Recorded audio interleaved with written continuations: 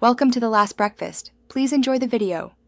You start by signing into the Microsoft account that pays for Game Pass PC. This is critical because subscriptions live on that account. Once signed in, open account.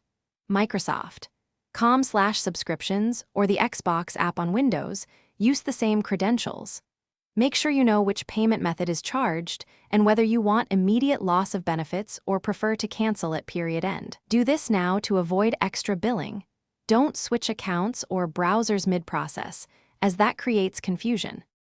Once on the subscriptions page, locate the Xbox Game Pass PC line and click Manage.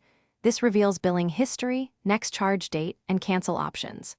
Choose Cancel and read the choices. Sometimes you can keep access until the subscription period ends or stop immediately. Make sure to select the option that matches your plan.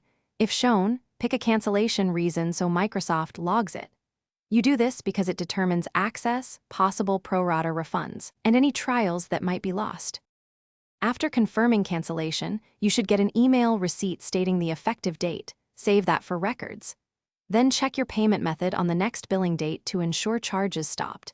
If access persists, you may still have time left until the period end.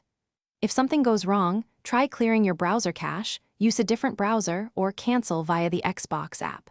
If none of that works, contact Microsoft support. Have your account email, order ID, and payment info ready for faster resolution.